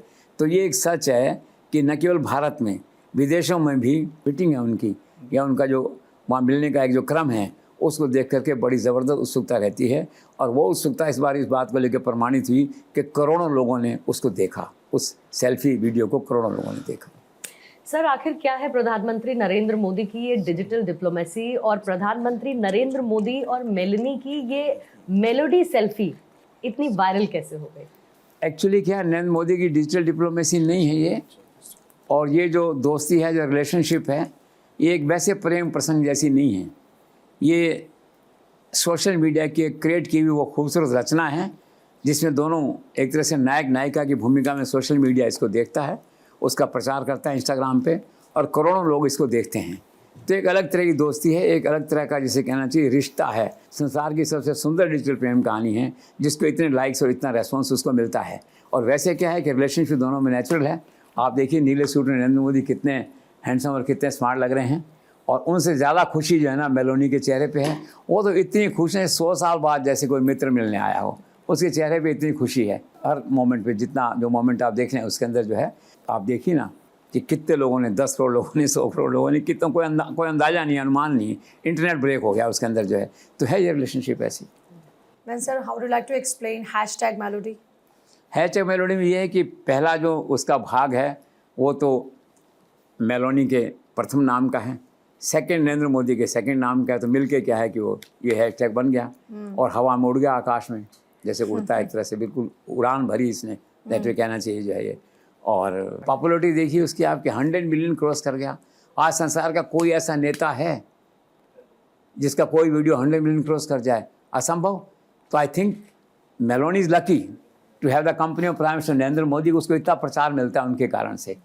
तो इस कहानी के जो कहना चाहिए प्रचार, चाहे सोशल मीडिया की कहानी है जो है, इसके जो असली हीरो हैं, असली नायक हैं, वो नरेंद्र मोदी हैं, जिनके कारण से मेलोनी का प्रचार भी साथ साथ रहता है दैट वे जो है। और पूरे संसार में आज देखिए ये वीडियो वायरल हुआ दैट वे। तो सुपर एक्सीलेंट पॉलिटिकल फ्रेंडशिप, जिसको सोशल मीडिया ने और इंस्टाग्राम ने इस तरह से प्ले किया कि सारा संसार इसकी तरफ आकर्षित हो गया। सर, आखिर 24 घंटे की इटली यात्रा के दौरान प्रधानमंत्री नरेंद्र मोदी के क्या क्या एंगेजमेंट थे मेलोनी के साथ? एंगेजमेंट थे, एक तो ये था ही कि भाई सेल्फी हुई, ठीक है, उसके बाद में कार में बैठ के घूमे, फिर गार्डन में घूमे, ठीक है, और उसके बाद जो है ये कुछ आर्थिक समझौते वगैरह हुए, डिनर पे गए जो है। तो एक क्या है कि जो ऑफिशियल एंगेजमेंट थे सारे ऑफिशियल, लेकिन लगते ऐसे थे कि पर्सनल एंगेजमेंट हैं, क्योंकि केमिस्ट्री ऐसी है दोनों के बीच में जो है दैट वे। तो अच्छे थे एंगेजमेंट सारे, दोनों पक्ष खुश थे, नरेंद्र मोदी खुश थे, मेलोनी उससे भी ज़्यादा खुश थी, और अच्छी रही यात्रा eight the end of the day. Sir, मैंने अक्सर आपसे सुना है कहते हुए कि नरेंद्र मोदी जिस चीज़ को भी हाथ लगा लेते हैं वो सोना बन जाता है। तो सर, क्या ये जो मेलोडी जिसका जिक्र हो रहा है, मेलोडी का जो कंपनी है पार्ले, उसके लिए भी ये ग्लोबल मोमेंट आ चुका है सर, ब्रांडिंग का? एक्चुअली आ गया था वो, तो इसमें थोड़ी गफलत भी इसके अंदर जो है, उसका शेयर आसमान में चला गया, 6 घंटे में 6% बढ़ गया। बाद में मालूम पड़ा इज़ ए डिफरेंट कंपनी जो रजिस्टर्ड ही नहीं है अभी शेयर मार्केट में, तो थोड़ा नीचे आया, और उनको पता नहीं कि उनका भविष्य सुधर गया। वो तो कंपनी अननोन थी, अनरिलेटेड थी, उसका अनुमान नहीं था कि नरेंद्र मोदी आएंगे और आकर के मेरे बारे में ये कहेंगे, इस टॉपिक के बारे में ये कहेंगे, और टॉपिक इतनी पॉपुलर है। तो चल गया नारा। अब ये देखिए, कहाँ तो इटली और कहाँ नोएडा, लेकिन आइडिया ट्रैवल कर गया ना। ये वरदान है उन लोगों का दैट वे। वो कंपनी निहाल हो गई देखिए आपके। तो नरेंद्र मोदी हाथ में वरदान है, चाहे मखाना को पकड़े, चाहे वो बंगाल गए थे तो वो झालमुड़ी का किस्सा आपके सामने है। वो देखो मिलना बंद हो गई, वहाँ इतनी बिकी, वहाँ पे सारे देश में लोग झालमुड़ी की बात करने लग गए। और अब ये नई बात आ गई टॉफ़ी वाली, तो एक नई कल्चर हो गई है। लोग पहले बर्थडे पे गिफ्ट में है ना कोई साड़ी देता था, कोई आईफोन देता था, कुछ देता था। आई एम श्योर कि लोग ये टॉफ़ी देने लग जाएंगे जा करके उसको। तो नरेंद्र मोदी के हाथ में है ये, जिसको छूते हो सोना हो जाती है। अनबिलीवेबल, लेकिन है तो है। और आप देखिए उनकी पॉपुलरिटी की सीमा, उस दिन जो है चॉकलेट है ये जो है आउट ऑफ स्टॉक हो गई सारे संसार से, प्रोडक्शन बढ़ा दिया उन्होंने। तो बैठे बैठे उनके घर में सोना बरसा। और क्यों बरसा? कि नरेंद्र मोदी जिसी को छूते हैं वो सोना बन जाती है। सर, मैंने सुना है मेलोनी ने इस बार हिंदी बोली और हिंदी में कहा परिश्रम ही सफलता की कुंजी है। आप क्या कहना चाहेंगे? वही नरेंद्र मोदी की संगत में रहोगे तो यही होगा, ठीक है ना। उन्होंने उसको हिंदी बोलना सिखा दिया। नरेंद्र मोदी तो राष्ट्रवादी व्यक्ति है ना, कट्टर राष्ट्रवादी व्यक्ति होता ना, the company you keep that way जो है। तो हिंदी भी सिखा दिया उसको, अगली बार जाएंगे हिंदी बोलने भी लग जाएंगे। ये नरेंद्र मोदी का मॉरल इन्फ्लुएंस है, and that's again in the national interest to promote our national language across the borders. Sir, आखिर क्या है भारत और मेलोनी के इटली के बीच व्यापारिक रिश्ते? रिश्ते अच्छे हैं दोनों के बीच में। आप देखिए अभी उन्होंने कहा है कि लोगों को नौकरी देंगे, और जो व्यापार है इसको 2030 तक हम इसको डबल कर देंगे। तो अच्छा भविष्य है दोनों का और अच्छे रिश्ते हैं। सर, आखिर भारत को क्या मिला है इटली दौरे से? प्रधानमंत्री नरेंद्र मोदी पहुंचे, और क्या दोनों ही राष्ट्राध्यक्षों के बीच का मधुर संबंध आने वाले समय में भारत और इटली के संबंधों को और मजबूत करेगा? निश्चित तौर पे। ये मैंने आपसे कहा ना कि ये जो एक बेसिक समझौता हुआ है अभी, ये उसका एक just a beginning of A situation. आगे चल के भी आप देखना भारत इटली के बीच में बड़े बड़े समझौते होंगे, बड़े बड़े जिसे कहना चाहिए एग्रीमेंट होंगे, और दोनों राष्ट्र मिल के जो एजेंडा है, जो नरेंद्र मोदी कहते हैं कि विकसित भारत का एजेंडा मुझे लागू करना है 2047 का, उसमें Italy certainly will have their role, I am sure. Sir, Sweden के प्रधानमंत्री के साथ प्रधानमंत्री नरेंद्र मोदी का भी एक लेख प्रकाशित हुआ, उसको आप कैसे देखते हैं? वो भी यही था, जनता को विश्वास दिलाना कि हमारा जो साझेदारी, हमारी पार्टनरशिप है, ये नेशनल इंटरेस्ट में है, और हम दोनों इसके लिए काम करेंगे, फ्री ट्रेड एग्रीमेंट के लिए काम करेंगे, मिलकर काम करेंगे। तो एक तरह से एक आह्वान था, मतलब एक नया ट्रेंड, मैंने कहा ना, नरेंद्र मोदी ने नया ट्रेंड शुरू किया कि जिस देश में जाएँ वहाँ के राष्ट्रपति या प्रधानमंत्री साहब उनका एक जॉइंट आर्टिकल आना चाहिए, तो एक मैसेज एकता का जाता है। यात्रा से पहले एकता का मैसेज जाता है एक तरह से कि भाई ये यात्रा शुरू होने से पहले, आप कहिए यात्रा कंक्लूड होने से पहले एक मैसेज जाता है वहाँ दोनों देशों के ऑडियंस के लिए कि they are one, they are together, they work for the common interest of both the countries. This was the theme of this Sweden article also. Sir ये बताइए, why is Modi wooing northern Europe? Modi is in a way giving preference to northern Europe. उसके कई कारण हैं। देखो, सबसे बड़ा कारण तो ये कि वहाँ के जो देश हैं वो एक्सपर्ट हैं इसमें, आपके डिजिटल टेक्नोलॉजी में, इनोवेशन में, फिर उन देशों से व्यापार करना है, फिर जियोलॉजिकल कुछ प्रेफरेंसेस है। तो इन सब कारणों से क्या, because Narendra Modi is a visionary, तो जानते हैं कि इन राष्ट्रों को हमें अपने नज़दीक लाना है, इन राष्ट्रों को अपने से जोड़ना है, आर्थिक दृष्टि से एक और ज़्यादा आपस में रिश्ता बनाना है। सो दिस इज़ ऑल, तो इसलिए प्रेफरेंस है उनका वहाँ के लिए। Sir, why is Sweden emerging as a key partner for India in defense and technology? वो तो एक है, विचार है। अब भारत तो क्या ना, जहाँ जहाँ प्रधानमंत्री जा रहे हैं हर जगह डिफेंस का ज़रूर जिक्र होता है उसमें। डिफेंस है, एआई है, टेक्नोलॉजी है, यूपीआई पेमेंट्स हैं, सबका जो है इसी तरह से माना गया है, ये सोचा गया है एज ए प्रायोरिटी के अंदर जो है कि स्वीडन भी जो है अब हमारी डिफेंस की प्रायोरिटी में होना चाहिए। हमारे रिश्ते डिफेंस में स्वीडन के साथ और मजबूत होने चाहिए। So this is the background. इस यात्रा के दौरान भारत और स्वीडन के बीच में क्या क्या समझौता हुआ और क्या मोदी जी लाए हैं स्वीडन से भारत के लिए? बेसिकली सबसे बड़ा समझौता तो ये हुआ उसमें कि फ्री ट्रेड एग्रीमेंट जो रुका हुआ था, 27 जनवरी को लोग आए थे इंडिया, तो कहा था कि होगा, हुआ नहीं था, साइन नहीं हुए थे। तो मोदी जी ने प्रॉमिस ले लिया है वहाँ के ईयू चीफ से, जो है यूरोपियन संघ के चीफ से, कि इस बार इस वर्ष के अंत तक है ना आप इसको डेफिनेटली साइन कर दोगे। तो सबसे बड़ी उपलब्धि इस यात्रा की ये रही स्वीडन के मामले में नरेंद्र मोदी की, कि जो फ्री ट्रेड एग्रीमेंट है, जिसको उन्होंने कहा कि मदर ऑफ ऑल डील्स जो है वो साइन हो जाएगा, और यही एक बहुत बड़ी उपलब्धि इस यात्रा की रहेगी। सर, क्या है स्वीडन और भारत के बीच व्यापारिक रिश्ते? व्यापारिक रिश्ते अच्छे हैं। जैसे मैंने आपसे कहा, अगर आप टोटल देखेंगे तो जो ट्रेड का बैलेंस है, पॉजिटिव बैलेंस है हमारे पक्ष में जो है, तो अच्छा है। भारत, उनका जो व्यापार के रिश्ते हैं वो अच्छे हैं, और इसमें इंडिया जो है वो बेनिफिट में है। स्वीडन में बंगाली स्टाइल में नरेंद्र मोदी का स्वागत हुआ, क्या है आखिर उसका मैसेज? मैसेज उसका ये है कि बंगाल की जीत का असर वहाँ भी दिखाई दे रहा है। वो लोग उत्साहित थे वहाँ पे जो है कि बंगाल में भाजपा सरकार बनी है, नरेंद्र मोदी की सरकार बनी है एक प्रकार से। तो ये फर्स्ट रिएक्शन था एब्रॉड यहाँ की भाजपा सरकार बनने का। बंगाल में, कैलकाटा में जो भाजपा की सरकार बनी, उसका फर्स्ट इंटरनेशनल रिएक्शन ये था। नरेंद्र मोदी गए तो वहाँ के लोगों ने बंगाली स्टाइल में उनका स्वागत किया। इन a way thank you won't था नरेंद्र मोदी के लिए for having a government in Calcutta. Sir, ये कहा जाता है कि स्वीडन में आज भी महात्मा गांधी और रविंद्रनाथ टैगोर की स्मृतियां शेष हैं, इसको लेकर आप क्या कहेंगे? और दूसरी बात ये कि प्रधानमंत्री मोदी इतने भावनात्मक मुद्दे पर इतने खुश हुए, उसको लेकर क्या कहेंगे? नहीं, सच है, बात है। महात्मा गांधी तो जहाँ भी जाते हैं उसके वैसे स्मारक पे जाते थे, दैट पे उनकी स्मृतियाँ वहाँ शेष हैं। और रही बात रविंद्रनाथ टैगोर की, तो वो तो निश्चित तौर पे हैं। तो उन दोनों लोगों ने जो है उनकी विरासत को बहुत सम्मान से देखा, ढंग से देखा। तो दोनों राष्ट्रों ने जो है गुरु रविंद्रनाथ टैगोर की स्मृतियों को, विरासत को बहुत सम्मान से देखा, एक दूसरे को स्मृति चिन्ह भेंट किए। प्रधानमंत्री ने शांति निकेतन जहाँ से जुड़े हुए थे रविंद्रनाथ टैगोर, वहाँ के कुछ उपहार जो है एक बक्से में रख के उनको दिए। उसके बदले में वहाँ के प्रधानमंत्री ने रविंद्रनाथ टैगोर की जो सूक्तियाँ थी एक बॉक्स में रख के उनको दिए। प्रधानमंत्री जी भावुक हुए, बड़े खुश हुए एक तरह से, और उन्हें अच्छा लगा। एक्चुअली क्या 1913 में जो है उन्हें साहित्य का नोबेल पुरस्कार मिला था गुरुदेव को, लेकिन उसको लेने जा नहीं सके थे। फिर 1921 में गए, दैट वे जो है। तो पुरानी स्मृतियाँ हैं, भारत के लोग हैं, विदेश में उनका अपना मान सम्मान। तो प्रधानमंत्री भावुक थे, प्रधानमंत्री खुश थे। सर, भारत और स्वीडन के भी जो ऐतिहासिक संबंधों का अगर जिक्र होता है, उसकी अगर व्याख्या की जाती है इतिहासकारों द्वारा, तो वो यही बताते हैं कि सिर्फ अंग्रेज़ ही नहीं आए थे भारत, स्वीडन वाले भी भारत आए थे और उन्होंने भी तमिलनाडु में एक फैक्ट्री खोली थी। इससे संबंधित आपको कुछ याद है सर? सच है ये बात, मैंने पढ़ा इसको। फैक्ट्री चल नहीं पाई, बन नहीं पाई, क्योंकि कुछ ब्रिटिश और फ्रांसीसी लोगों ने उसमें विरोध कर दिया था, दैट वे। लेकिन ये सच है कि भारत और स्वीडन के संबंध तब के हैं, 300 साल पुराने संबंध हैं, जिनको करने के लिए नरेंद्र मोदी वहाँ पे दैट वे गए मिलने के लिए। तो एक घटना बताती है कि भारत में स्वीडन के लोग तब भी आना चाहते थे।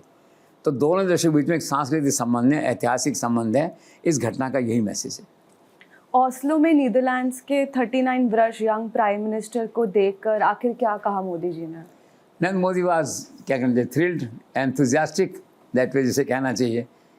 सच a young prime minister at the 39, तो उन्होंने कहा कि my nation is also youngest nation in the world, that way है। एक मैचिंग रेस्पॉन्स उन्होंने वहाँ दिया उनको, but is happy and amazed to see इतना young prime minister. This is all. Sir, आखिर भारत और नीदरलैंड के क्या हैं व्यापारिक रिश्ते? नीदरलैंड के व्यापारिक रिश्ते सबसे पहले तो ये चिप का रिश्ता है। अभी उन्होंने टाटा इलेक्ट्रॉनिक्स के साथ में जो है चिप का एग्रीमेंट किया है। 91,000 करोड़ रुपए टाटा इलेक्ट्रॉनिक्स जो है उसमें लगाएगा। 90% चिप जो है ना ऑलरेडी इंपोर्ट होती है, उस फैक्ट्री के बनने से विदेशों पर हमारी निर्भरता जो है कम होगी। दूसरा, इसमें जो है ना क्रिटिकल मिनरल्स का सवाल है। हमारे पास में कम से कम 30 क्रिटिकल मिनरल्स हैं, लेकिन उनको डेवलप नहीं कर पा रहे। उनको प्रॉपर उनका माइनिंग हो, उसके लिए क्या टेक्नोलॉजी चाहिए, क्या रिसोर्सेज चाहिए, ये कंट्री जो है ये हमें इसके लिए देगा। ये दो इसमें जो है। तीसरा फिर इनका ये है कि 30 किलोमीटर लंबा गुजरात में एक पुल है, वहाँ पे जो है, तो उस पुल के अंदर जो है वाटर मैनेजमेंट का कुछ काम है, तो ये वाटर मैनेजमेंट के एक्सपर्ट हैं, तो ये लोग जाएंगे तो वहाँ उनकी मदद होगी। नीदरलैंड के साथ ही बेसिक्स में होता ये है कि वो डिजिटल टेक्नोलॉजी है, आपकी AI है, और दूसरा हेल्थ का इशू है वहाँ पे जो है, और डिफेंस है। ये सारे जो बेसिक इश्यूज हैं वो उनके साथ हैं। सर, नरेंद्र मोदी ने कहा है कि ये सदी आपदाओं और बर्बादी की सदी है। अगर जल्द हालात नहीं सुधरे तो पिछले दशकों की सारी प्रगति बर्बाद हो जाएगी। इसे लेकर आप क्या कुछ कहेंगे? He is absolutely correct, he is visionary. उन्हें आने वाला कल देख लिया है कि संसार अगर ऐसे लड़ता रहा, युद्ध खत्म नहीं हुए, तो संसार से पेट्रोल खत्म हो जाएगा, व्यवस्था खत्म हो जाएगी, गैस खत्म हो जाएगी, सब कुछ खत्म हो जाएगा। और 100 दशक पहले जो हमारे हालात थे, स्टोन एज जिसको कहते हैं, वापस वहीं पहुंच जाएंगे। तो he is correct. This shows is vision about the coming days, और चिंता बता रहे हैं संसार को कि इसको हल करो इसको। सर, प्रधानमंत्री नरेंद्र मोदी ने अपनी इस यात्रा के दौरान अपने मूल विचार को फिर दोहराया, military action along can't bring peace. तो सर, इस समय में आप प्रधानमंत्री नरेंद्र मोदी के इस एक्शन को कैसे देखते हैं? He is absolutely correct. उनकी बेसिक फिलॉसफी है कि इसका हल युद्ध के मैदान में नहीं होगा, ये टेबल पे होगा, डायलॉग डिप्लोमेसी से होगा। उसी बात को उन्होंने वहाँ दोहराया है, और सारे राष्ट्र अस्वीकार करते हैं। देखो, रूस यूक्रेन का हल नहीं निकला, ईरान अमेरिका के युद्ध का हल नहीं निकला, इजराइल का इसका हल नहीं निकला। तो प्रिंसिपल वही है, नरेंद्र मोदी का यूनिवर्सल प्रिंसिपल है, उसी को उन्होंने वहाँ पे रिपीट किया जा करके। और फिर लोगों ने कहा कि we see a ray of hope in you, that way. और कुछ लोगों ने ये भी कहा कि Narendra Modi is the voice of peace in the entire world at this moment जो है। तो ये यूनिवर्सल व्यू है नरेंद्र मोदी का जो कह रहे हैं। सर, प्रधानमंत्री नरेंद्र मोदी की जो नीदरलैंड्स की यात्रा है उसमें वहाँ के प्रधानमंत्री ने भारत की 11वीं सदी की जो चोल ताम्र पट्टिकाएं हैं वो वापस की हैं, मतलब भारत को लौटाई हैं। इस घटना को आप कैसे देखते हैं सर? अच्छा है, देखो तमिलनाडु से संबंधित है ये साम्राज्य जो है चोल का, ये तमिलनाडु में था, तो तमिलनाडु के लोग बहुत खुश हैं। और वैसे भी क्या है कि एक इस तरह का अभियान चला दिया नरेंद्र मोदी ने 2014 से कि भारत के ऐसे जो बहुमूल्य चीज़ें, इमोशनल चीज़ें, मूर्तियाँ हैं, सब हैं जो विदेश गई हुई हैं, उनको एक एक करके वापस लाना है। ये बाकायदा उनका एक कैंपेन है, वेल टाइम प्लान्ड है। और शायद सैकड़ों मूर्तियाँ इस तरह की पहले ऑलरेडी आ चुकी हैं, सैकड़ों गिफ्ट पुरानी जो थी वो आ चुकी है। ये क्रम वहाँ जारी था। अच्छा है ये प्रयास, देश के लोग जुड़ते हैं इससे, खासकर तमिलनाडु के लोग इस घटना से जुड़े। सर, नॉर्वे के प्रधानमंत्री जोन्सगार स्टोरे प्रोटोकॉल तोड़कर नरेंद्र मोदी को एयरपोर्ट पर छोड़ने गए, लेने गए, इस पूरे घटनाक्रम को आप कैसे देखते हैं? ये तो नरेंद्र मोदी के लिए आम बात है, लोग प्रोटोकॉल तोड़ते हैं उनके लिए। कई बार मैंने पहले भी देखा है लोगों को, राष्ट्रपति, प्रधानमंत्री, वो प्रोटोकॉल तोड़ के वहाँ चले जाते हैं लेने के लिए। This is one more exception which indicates the popularity and love and affection for Narendra Modi in that country. जी sir, why is Norway is important for India's green energy ambitions? Norway का बेसिकली क्या है कि एक तो यूरोप में तेल का सबसे बड़ा उत्पादक है। अभी गए थे LPG के एग्रीमेंट में, LPG आता भी है वहाँ से जो है, इसको बढ़ाने की बात है, इसको थोड़ा सुधारा जाए। तो इस यात्रा में क्या है कि एक फील गुड रिलेशनशिप है ना, जिससे बनी नॉर्वे के बारे में जो है कि ये हमें ज़्यादा तेल मिले, हम बढ़ाएं, हमारे साथ खड़ा रहे। तो बेसिकली ये सही है कि it's one of the major oil resource in Europe, और नरेंद्र मोदी उससे निकटता चाहते हैं ऑब्वियसली, और इस यात्रा में निकटता और आगे बढ़ी है। सर, ओस्लो में हुए इंडिया नॉर्वे समिट और स्वीडन की अगर हम बात करें तो वहाँ पर जो बिजनेस मीटिंग हुई सर, उसमें इतनी मात्रा में कॉर्पोरेट और जो बिजनेस लीडर्स थे उनकी प्रेजेंस को आप कैसे देखते हैं? बिल्कुल प्रेजेंस से people are keen to invest in India because of political stability in India, because of Narendra Modi in India, that which है। इसलिए नरेंद्र मोदी ने कहा कि India is the best destination for investment. आइए यहाँ निवेश करिए एट द मोमेंट जो है। तो जो भरोसा होता है ना इन्वेस्टमेंट करने के लिए पॉलिटिकल स्टेबिलिटी का, वो भारत में है। दूसरा, उनको मालूम है कोई कमिटमेंट होगा तो एग्जीक्यूट हो जाएगा, वो उसमें लाल फीताशाही नहीं होगी, रेड टेप नहीं होगा उसके अंदर। ये भरोसा नरेंद्र मोदी के समय में बना है गवर्नेंस का देश में, और वो में से विदेश तक गया है। इसलिए दोनों जगह जो है ना हर लोग आए, जिनको इन्विटेशन गया वो सब लोगों ने पार्टिसिपेट किया, और सीरियसली उन लोगों ने ये मन बनाया है अपना कि चलो इंडिया में इन्वेस्ट करते हैं, and this will be projected in the coming months. ये मेरा मानना है। सर आखिर क्या कहा नरेंद्र मोदी ने European round table business conference में? उनको भी यही कहा basically, India is the best destination for investment, come and invest here जो है। और वहाँ के सीईओ वगैरह आए थे, कुछ क्वेरीज थी, उसका उन्होंने जवाब दिया वहाँ पे जो है। और अब क्या है कि वहाँ के जो सीईओज हैं वो यहाँ के लगातार ये जो कंसर्न मिनिस्ट्री है आपकी, उससे संपर्क में रहेंगे और यहाँ से फॉलोअप होगा। उसमें जो है बेसिक उनका ये था दोनों जगह कहने का, this is the best time to invest in India, come to Delhi, invest in India, we will take care of your every problem, all procedural issues, but at least come and make major investment in the country. यही वहाँ का उन्होंने, यही वहाँ का जहाँ भी जाते हैं वो बेसिकली यही एक कॉमन परफॉर्मा रहता है बातचीत। सर आखिर कब तक साइन हो जाएगी भारत और यूरोपियन यूनियन के बीच होने वाली फ्री ट्रेड डील, और इससे सर भारत को आने वाले समय में इकोनॉमी को क्या फायदा होगा? वो डील तो साइन हो जाएगी, नरेंद्र मोदी को उन्होंने कमिटमेंट दिया है वहाँ की चीफ ने, ईयर एंड तक हो जाएगी, आई एम श्योर डील हो जाएगी। और फ़र्क तो ये है कि 97% गुड्स जो हैं जो यूरोप में भेजते करते हैं अपन जो है आते हैं, ये सब जो है टैक्स फ्री हो जाएंगे, कस्टम फ्री हो जाएंगे, दैट वे इससे टैक्स नहीं लगेगा। बिजनेस के एक बहुत बड़ा बूस्ट है ये बिजनेस रिलेशनशिप में जो है, और यहाँ बहुत बड़ा एक मोरल बूस्टर है फॉर द इकोनॉमी, और उन लोगों के लिए जो कारोबार करते हैं उनके साथ में जो है। तो जिसको कहा गया मदर ऑफ ऑल डील्स, तो it will have a major impact on Indian economy, a very major positive step. Sir आखिर क्या है India middle east east Europe economic corridor? ये एक नए युग की शुरुआत है देखा जाए तो। अब ये जब बन जाएगा कॉरिडोर जो है, तो इससे क्या है कि 30% तो कॉस्ट कटेलमेंट हो जाएगा, 40% टाइम सेविंग हो जाएगा। 40 दिन लगते हैं सामान को भेजने मंगाने में, 25 दिन लगेंगे। वहाँ पे आपका जो है सड़क रेल समुद्र सब जो है ना एक हो जाएंगे आपस में, यूपीए का विस्तार हो जाएगा। तो कुल मिला क्या है कि एक नया संसार है, और फिर एक नया एक सिल्क रूट बन जाएगा वर्ल्ड के अंदर जो है। तो एक प्रैग्मेटिक बिजनेस प्रपोजिशन है, और अगर ये बन जाता है इससे, तो ये आने वाला जो कारोबार है, कारोबार का नक्शा है संसार का जो है, वो बदल जाएगा इससे। Sir third India Nordic summit के बारे में 2 शब्द। ये वही है कि ये राष्ट्र भारत के लिए बहुत महत्वपूर्ण है। नरेंद्र मोदी इनसे मित्रता चाहते हैं, और वही जो स्टैंडर्ड फॉर्मेट मैंने आपसे बताया है, जिसके अंदर की डिफेंस है, उसमें आपका एआई है, साइबर सिक्योरिटी है, ये सब है, बिजनेस डील्स हैं, ये मतलब इम्पॉर्टेंट पॉइंट हैं इसके अंदर जो है, और ये राष्ट्र भारत के लिए महत्वपूर्ण है। इसीलिए सम्मेलन में भारत ने सब बातें कही हैं। सर प्रधानमंत्री मोदी ने आखिर ऐसा क्या कह दिया और चौंक गई आइसलैंड की प्रधानमंत्री क्रिस्टन, और वायरल हो गया वो मोमेंट? प्रधानमंत्री ने भाषण में जिक्र किया था संबंधों का, कि 2 देश के संबंध ऐसे हैं। एकदम से हैरान हुआ, उन्होंने कहा कि यहाँ भी संबंध का मतलब यही होता है जुड़ाव होता है, दोस्ती होती है, मित्रता होता है, एक दूसरे से संपर्क में आना होता है, और भारत का भी यही है। तो हैरान थी इस बात से कि भारत का जो अर्थ है संबंध का, वही अर्थ है आइसलैंड में भी जो है। तो बस वो इमोशनल थी, और वो वीडियो वायरल हो गया। नरेंद्र मोदी को भी अच्छा लगा कि भारतीय संस्कृति की पकड़ यहाँ तक है। जी सर, एक नागरिक होने के नाते क्या आपको भी इस बात की चिंता है कि डॉलर का भाव 100 रुपये के बराबर होने जा रहा है?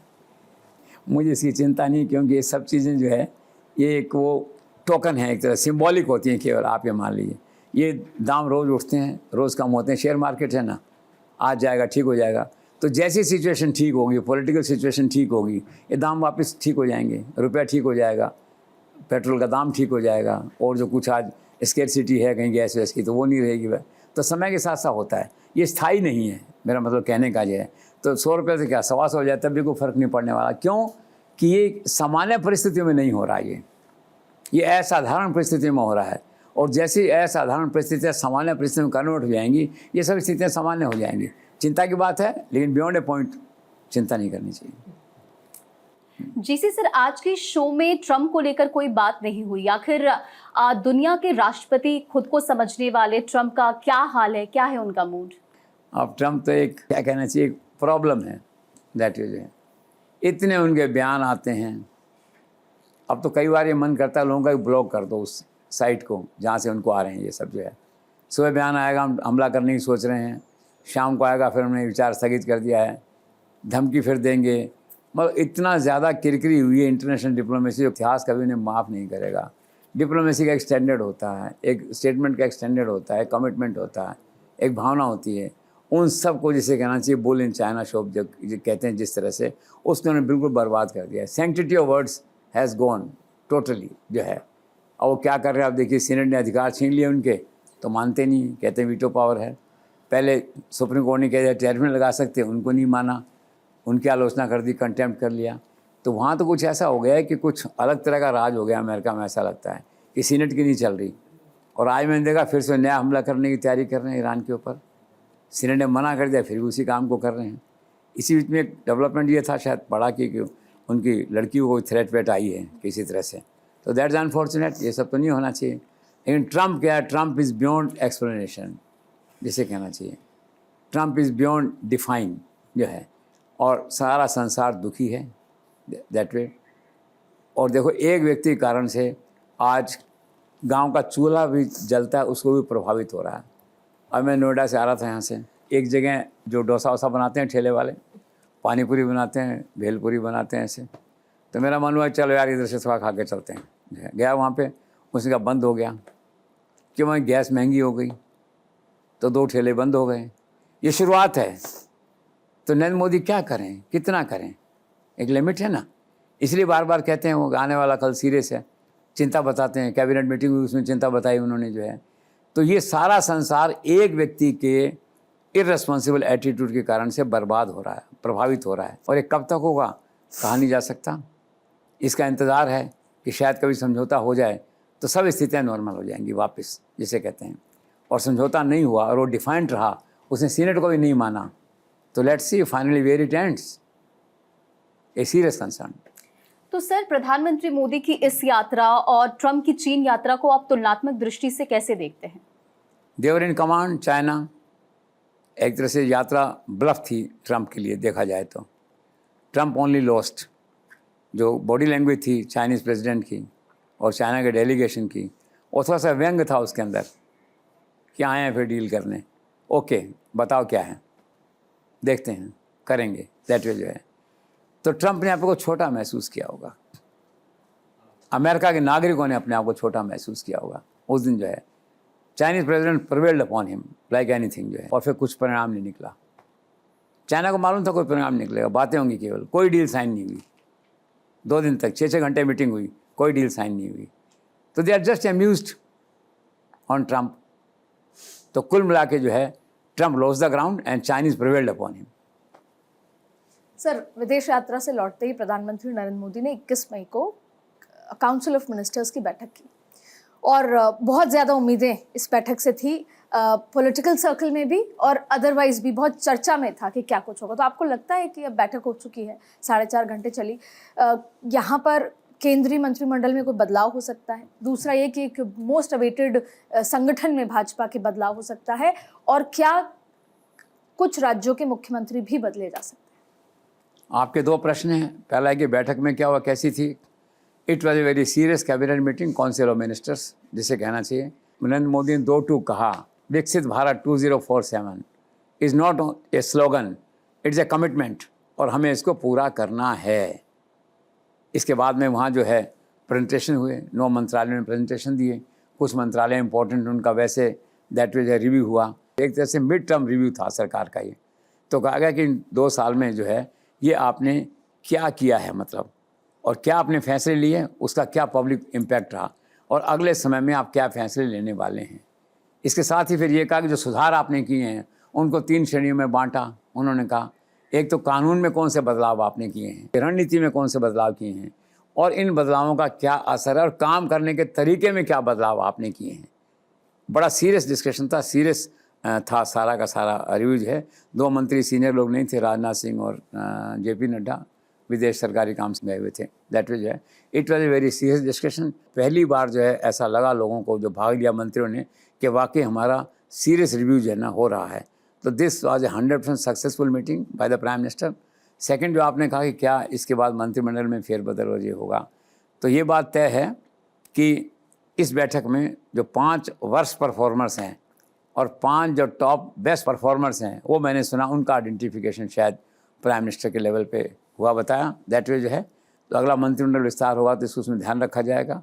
अब प्रश्न ये कि कब होगा ये, तो देखो ये बात तो केवल 2 लोग ही देश में जानते हैं, कभी भी कुछ लोग कहते हैं केवल एक ही व्यक्ति जानता है, एट टाइम्स ये भी कहा जाता है जो है।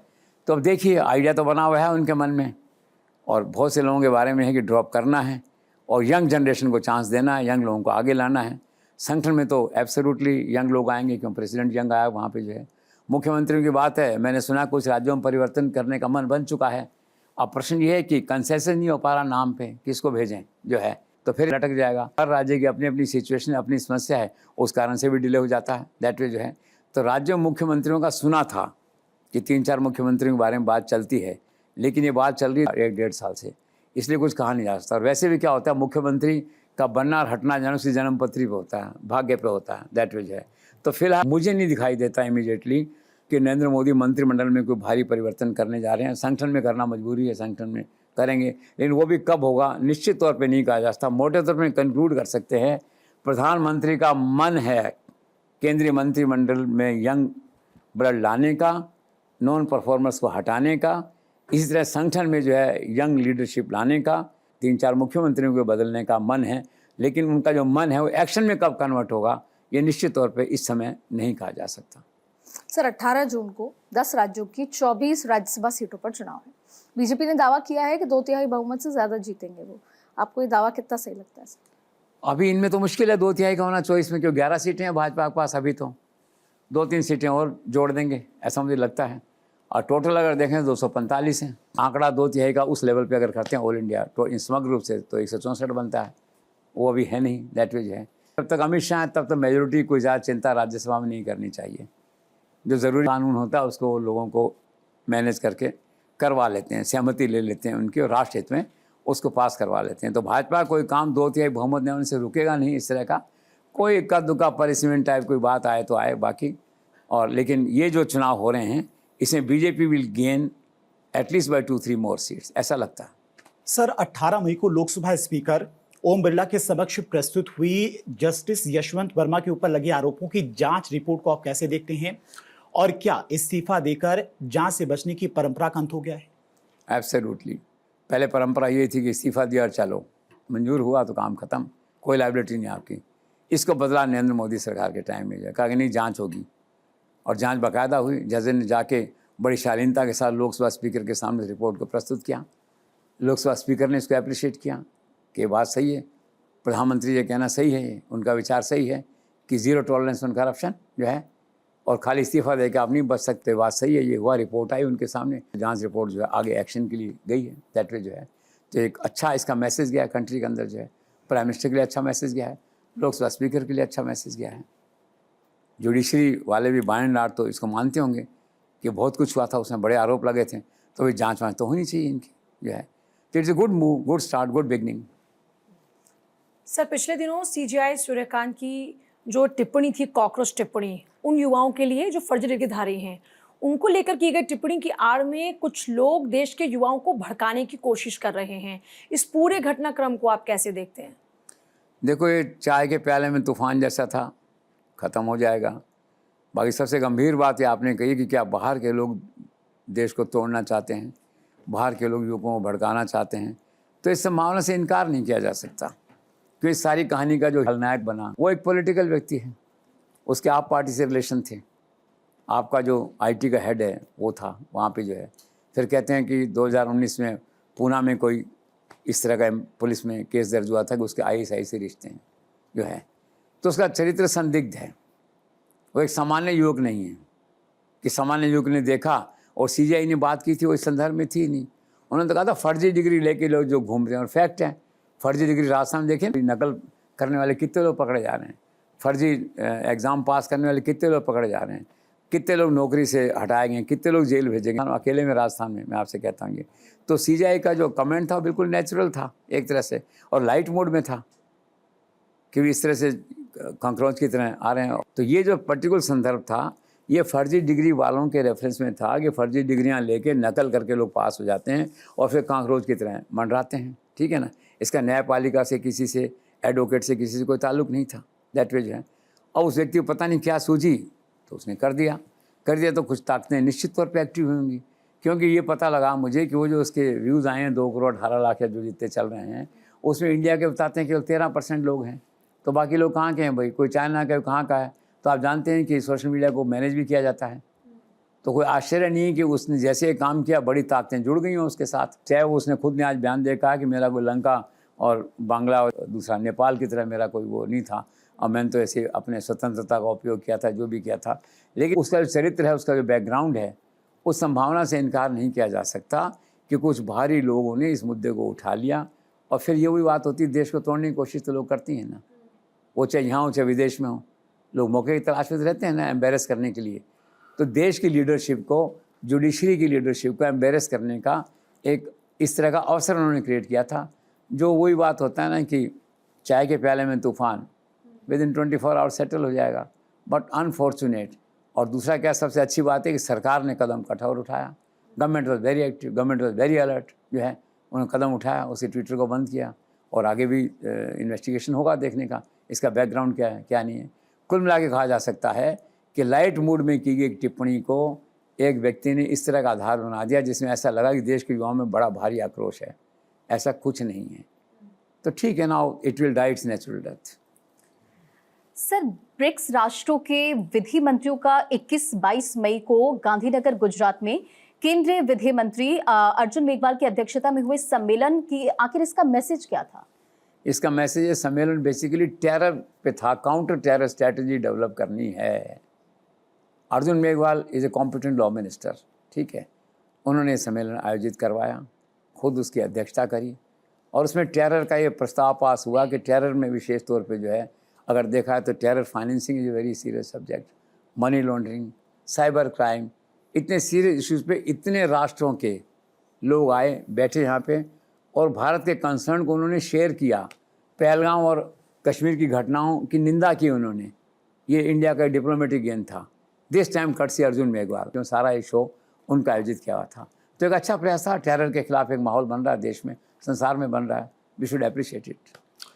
सर, आखिर ये क्या गजब कह दिया राहुल गांधी ने? कह दिया प्रधानमंत्री और गृह मंत्री को गद्दार। ऐसा कब तक चलेगा कांग्रेस पार्टी में? कांग्रेस का पता नहीं, राहुल गांधी तो ऐसे प्रयोग करते ही रहेंगे। अभी तो यही कहा जा सकता है, very unfortunate, very immature, doesn't suit the status of leader of opposition which is now Rahul Gandhi, जिसे कहना चाहिए।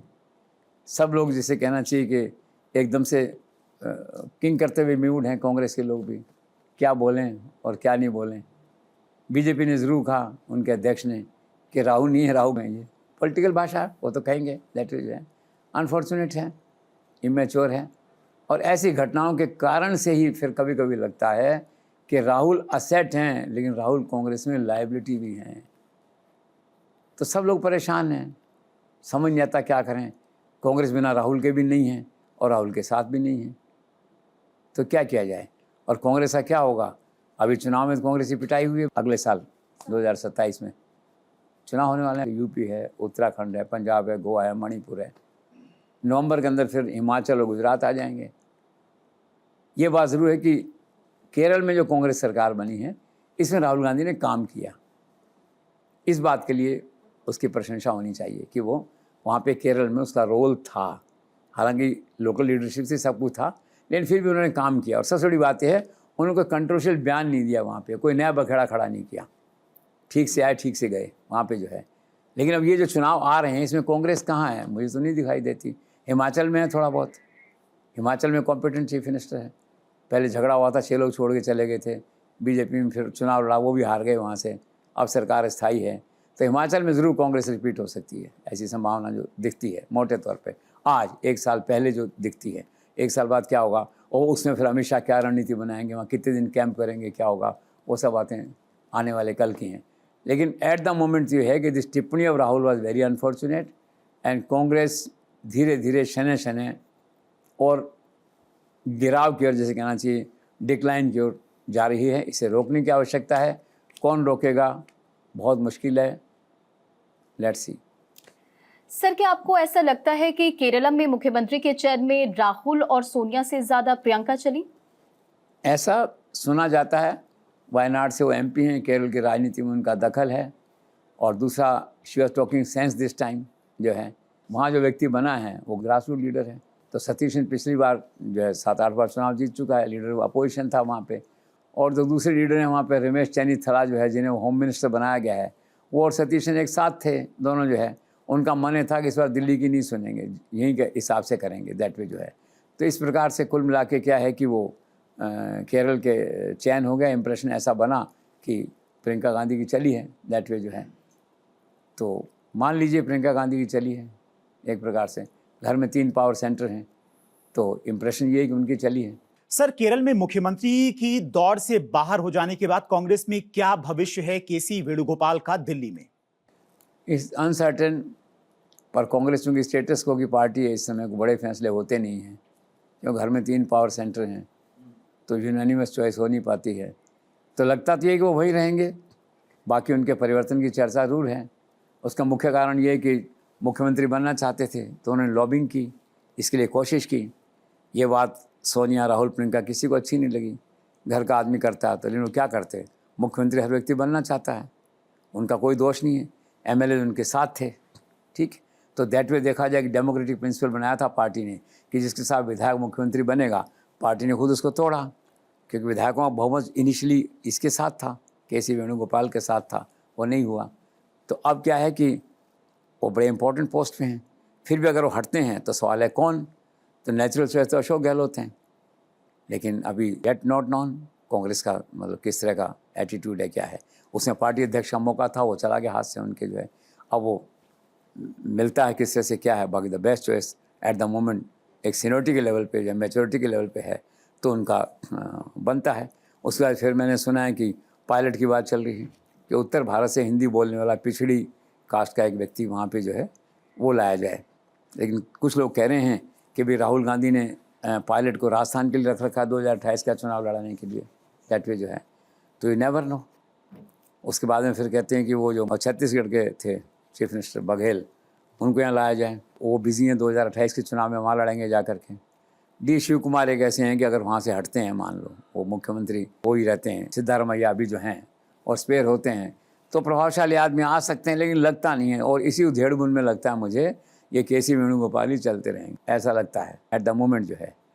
और फिर से कह नहीं सकते, अगर बड़ा मुश्किल है कांग्रेस में किसी फैसले को आना, तो वी कैन फेयरली कंक्लूड का भी कोई बड़ा परिवर्तन होने वाला वहाँ पे नहीं है। सर, केरलम विधानसभा चुनाव में भाजपा ने जिन 3 सीटों पर अपना खाता खोला है, उसके मद्देनजर अब केरलम में बीजेपी का भविष्य आप क्या देखते हैं? भविष्य बंगाल जैसा है, 5 साल लगे, 10 साल लगे, ultimately they have to reach there. Bengal में लोग कहते थे कोई चांस नहीं है किसी तरह का, 2 सीटें आती, 5 सीटें आती, जो भी था, सरकार बनाई उन्होंने जो है। तो यही टीम है, और लगता भी ऐसा है कि अगले 8-10 साल तो नरेंद्र मोदी, अमित शाह की टीम ही दिखाई देती है जो है। ये टीम रहेगी तो अगले 5 साल या उसके नेक्स्ट के अंदर जो है फेयर चांसेस हैं बीजेपी के, मतलब सब्सटेंशियल बीजेपी की मेजोरिटी नहीं लाए, लेकिन बीजेपी सिंगल लार्जेस्ट पार्टी हो जाए, किसी से सरकार बनाए, रूल्ड आउट कुछ भी नहीं है। Kerala is the next destination, Kerala is the next target of BJP after Bengal. Sir, क्या नरेंद्र मोदी और अमित शाह के प्रयासों से पश्चिम बंगाल एक बार फिर से बनेगा भारत का इकोनॉमिक पावर हाउस? देखो, अपेक्षाएं आकांक्षाएं इतनी ज़्यादा हैं, लोग समझते हैं चमत्कार होने वाला है यहाँ पे। वहाँ तो ये है कि आदित्य बता रही थी कि वहाँ पे जो है एक महिला का नल भी खराब है घर में, तो कहती मोदी जी ठीक कराएंगे। एक बात है, इस सीमा तक लोगों की अपेक्षाएं नरेंद्र मोदी सरकार से हैं। तो ये भी चाहते हैं कि बंगाल का विकास हो, बंगाल उस तरह से हो पहले जैसा था बंगाल जो है। और निश्चित तौर पे अगले 1 साल के अंदर बंगाल में आपको क्रांतिकारी परिवर्तन दिखाई देगा डेवलपमेंट के फ्रंट पे, इस फ्रंट पे जो है। और वहाँ बैंक थे पहले 3, Union Bank of India, United Commercial Bank, Allahabad bank, बाद 2 बैंकों का मर्जर हो गया। Calcutta was a capital of banks at some time, हो सकता है कुछ बैंकों का हेडक्वार्टर वापस वहाँ चला जाए। तो एक बात निश्चित है कि सोनार बंगला का जो नारा दिया था नरेंद्र मोदी, अमित शाह ने जो है, अब उससे भारत सरकार काम करेगी। और अगले 1 साल में आप देखेंगे कंट्री का मेजर इन्वेस्टमेंट इंक्लूडिंग FDI आपको बंगाल में दिखाई देगा। जी सर, केवल 14 दिनों में पश्चिम बंगाल के मुख्यमंत्री शुवेंदु अधिकारी ने बड़े बड़े कई राजनीतिक फैसले लिए, आप इस बारे में क्या कहना चाहेंगे? तो he is A functional chief minister, जिस स्पीड से काम कर रहे हैं उसकी तारीफ होनी चाहिए। सबसे बड़ा फैसला उन्होंने किया फेंसिंग वाला बांग्ला बॉर्डर पे, उस लैंड को BSF को दे दिया कि नो इन्फिल्ट्रेशन, अब कोई वो नहीं होगा घुसपैठ वहाँ पे जो है। फिर ये चिकन नेक, ये भी ऐसी जगह है वहाँ पे जो है इसको भी उनको सेंट्रल फोर्सेस को दे दिया वहाँ पे, दैट इज सिलीगुड़ी एरिया में है। उसके बाद आप देखिए धार्मिक आरक्षण जो है वो ख़त्म कर दिया जो है, और फिर आप उसको आगे जाके देखेंगे तो ओबीसी का सारा चेंज कर दिया सिस्टम जो है। सरकारी नौकरी में उम्र बढ़ा दी, 7वां वेतन आयोग की नोटिफिकेशन हो गया जो इन्होंने कहा था कि करेंगे इस काम को जो है। तो ब्रॉडली क्या है, जितने वादे उन्होंने किए थे और ये महिलाओं का 3,000 रुपये का जो था वो इम्प्लीमेंट हो गया वहाँ पे जो है। तो जो जो उन्होंने सोचा था, और मैंने कहा ही आपसे धार्मिक आरक्षण ख़त्म कर दिया जो है, और अब ये मदरसों का कर दिया, तो वो बहुत स्पीड से काम कर रहे हैं वहाँ पे जो है। और अभी तो उनका टारगेट ये है कि ममता के जो फैसले थे, गलत फैसले थे या भ्रष्टाचार था, उसको रिवर्स करना है, या क्या कहना अपीजमेंट के फैसले थे मुस्लिम कम्युनिटी के प्रति, अभी उनका टारगेट है कि उन सब फैसलों को, उन सब बातों को रिवर्स करना है। विकास की बात उसके बाद करेंगे है। सर, एक और साहसिक फैसला भी लिया है शुभेंदु अधिकारी ने, पश्चिम बंगाल के जो नए सीएम हैं। उन्होंने कहा कि मदरसों में अब वंदे मातरम गायन कंपलसरी अनिवार्य हो जाएगा। सर, ये इम्प्लीमेंट हो पाएगा, सीइंग द सिचुएशन कि मुस्लिम जो वहाँ के हैं अभी विरोध में हैं? अब देखिए, इसमें ऐसा है कि संभावित मुस्लिम विरोध तो है, अब फैसला साहसिक है, करेज एंड कन्विक्शन है, डेयरिंग है। अभी तो कीपिंग फिंगर्स क्रॉस्ड, लेकिन सरकार सरकार है, और सरकार में क्या विल पावर है तो सारे फैसले लागू हो जाते हैं। तो लेट्स सी, सरकार का अगर यही विल पावर रही, सरकार पीछे नहीं हटी और अपनी बात को दृढ़ता से रखा मुख्यमंत्री ने वहाँ पे, और आला कमान से भी कोई हस्तक्षेप नहीं हुआ, तो कोई आश्चर्य नहीं है कि ये चमत्कार भी हो जाए वहाँ पे जो है। It will take some time, लेकिन ये चमत्कार हो सकता है। ऑफ कोर्स फैसला बहुत ही साहसिक और बहुत ही डेयरिंग है। सर, पश्चिम बंगाल में शुभेंदु सरकार के शपथ लेते ही ओबीसी आरक्षण से मुस्लिम जातियों को बाहर करने का फैसला लिया गया। आखिर क्या प्रभाव पड़ेगा इसका मुस्लिम समुदाय पर? उन्हीं पे प्रभाव पड़ेगा सबसे ज़्यादा, मुस्लिम कम्युनिटी पे। पहले 49 थी पार्ट 1 ओबीसी, फिर 91 हुआ ओबीसी पार्ट 2 जो है। ममता के टाइम में क्या था, मुस्लिम उपजातियाँ जो हैं, सब कास्ट जो हैं, उनको आरक्षण मिलता था।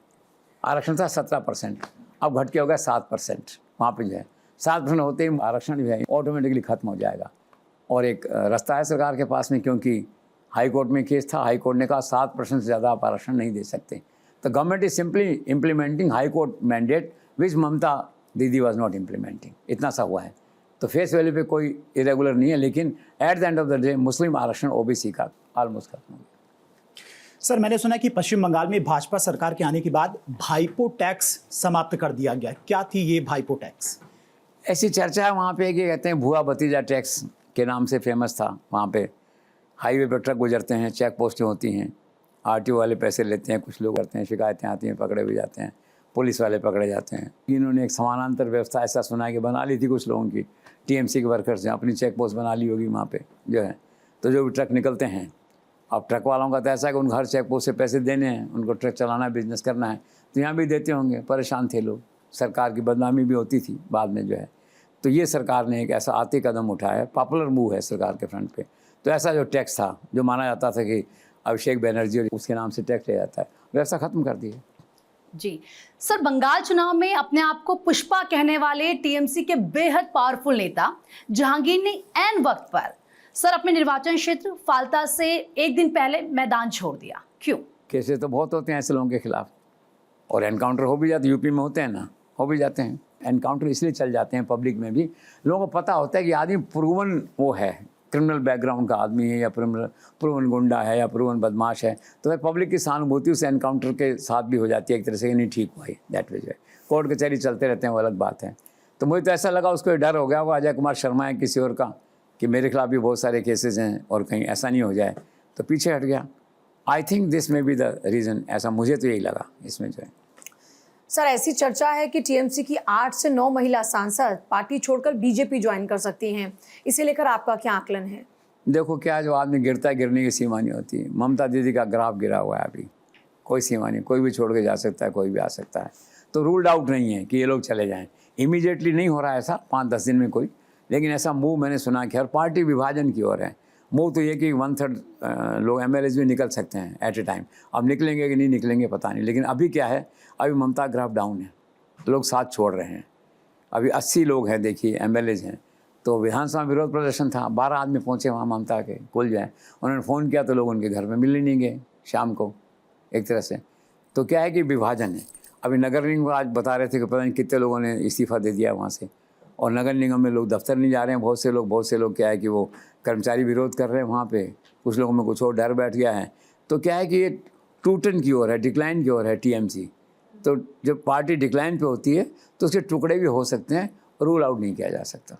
जी सर, पश्चिम बंगाल में राजनीतिक प्रेक्षकों को यह आशंका है कि शुवेंदु सरकार राजनीतिक कारणों से ममता बनर्जी, अभिषेक बनर्जी और टीएमसी के कुछ नेताओं पर पॉलिटिकल वेंडेटा ला सकती है। सर, क्या आपको भी ऐसा लगता है? देखो, पॉलिटिकल वेंडेटा की ज़रूरत नहीं है। ऑलरेडी इतनी एफआईआर्स हैं उनके पास, उसी को इन्वेस्टिगेट करेंगे तो उसी में पकड़े जाएंगे लोग जो है।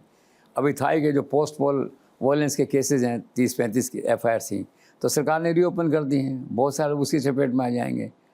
और 15 साल जब आप सरकार चलाते हैं तो 20 लोग आपके खिलाफ भी होते हैं, तो शिकायतों का तांता लगा हुआ है एक तरह से जो है। तो वेंडेटा करने की ज़रूरत ही नहीं है। जेन्युइनली अभी एफआईआर दर्ज हुई थी उनके खिलाफ, अभिषेक साहब, वो तो फॉर्चुनेटली उनके लिए जो है वो कोर्ट से, हाई कोर्ट से स्टे मिल गया। पर कितने केसेस में स्टे आएगा?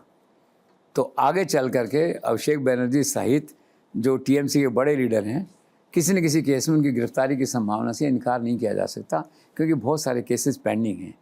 And then law of the land will take its course. तो वेंडेटा की ज़रूरत नहीं पड़ेगी, ऑलरेडी मटेरियल है वहाँ पे। सर, तमिलनाडु में शपथ से पहले तमिलनाडु में रह रहे कई लोगों को इस बात का डाउट था कि जो केंद्र सरकार द्वारा नियुक्त किए गए गवर्नर हैं राजेंद्र विश्वनाथ, वो किसी भी तरीके से कोई भी प्रयास करके वो शपथ को टालने की कोशिश कर रहे हैं विजय की, लेकिन फिर शपथ हो गई, ऐसा नहीं हुआ। आप इस पूरे घटना को कैसे देखते हैं? The credit goes to Narendra Modi, Amit Shah. उन्होंने गुडविल दिखाई, सदाशयता दिखाई एक तरह से। और जैसे कई बार आरोप लगता है कि ऐसे टाइम पे ऊपर के इशारे पे गवर्नर एक्ट करते हैं और ये सरकार नहीं बनने देंगे, तो किसी ने हस्तक्षेप नहीं किया इस तरह से जो है। और जो हुआ तो अच्छा हुआ, सरकार की गुडविल बनी। मेरा कहना है कि इससे नरेंद्र मोदी सरकार की क्रेडिबिलिटी बढ़ी थोड़ा, और गुडविल बनी। कि पिछले कुछ समय से गवर्नर्स का जो इंस्टीट्यूशन है उसकी रेपुटेशन काफ़ी प्रभावित हुई है। लड़ाई से, मुख्यमंत्रियों से लड़ते रहे कई गवर्नर, फिर बातें हुई, इंस्टीट्यूशनल गवर्नर था, उसकी इमेज और स्टेटस गिरी पिछले कुछ समय से जो है। इस बार जो है तमिलनाडु के मामले में लोगों को आशंका थी कि यार वो ऐसा रिपीट नहीं हो, झगड़ा नहीं हो किसी बात पर, टले नहीं है। लेकिन बहुत सदाशयता रही। गवर्नर ने ये प्रूफ मांगा, एक आध बार की मेजोरिटी दिखाई है, उसमें शपथ के लिए बुलाया, इससे गवर्नर की तारीफ हुई। और मेरा ऐसा मानना है कि नरेंद्र मोदी, अमित शाह को भी यश मिला इससे। क्यों? आमतौर पर लोग ऐसा मानते हैं गवर्नर जो एक्शन करता है वो दिल्ली के इशारे पर करता है, क्योंकि एक्शन उसका ठीक था, एप्रोप्रिएट था, डेमोक्रेटिक था। तो credit goes to Delhi also. Good move, good beginning. जी सर, तमिलनाडु के नए मुख्यमंत्री विजय ने शपथ के बाद पूर्व सीएम स्टालिन के घर जाकर उनसे शिष्टाचार मुलाकात की। सर, आखिर तमिलनाडु की राजनीति में इसका क्या मैसेज है? एक अच्छा संकेत है, एक अच्छे युग की शुरुआत है। जैसे कहते हैं ताज़ी हवा का झोंका है। वहाँ की तो राजनीति बड़ी एग्रेसिव होती है। देखिए, जयललिता को जेल में डाला करुणानिधि ने, तो जो वो सत्ता मांगी तो करुणानिधि और मसौली मारन को जो है वो टांगों के बल से उठा के घसीटते वहाँ से ले गए थे घर से। हम देखा कितना क्रूर दृश्य था ये। तो ऐसा कुछ नहीं हुआ। इस बार जो है उसने रिवर्स किया। तो ये जो भाव है ना कि राजनीतिक जो लोग हैं वो प्रतिद्वंदी हैं, शत्रु नहीं हैं, इस कंसेप्ट को विजय ने अभी एस्टेब्लिश किया इस अपने से।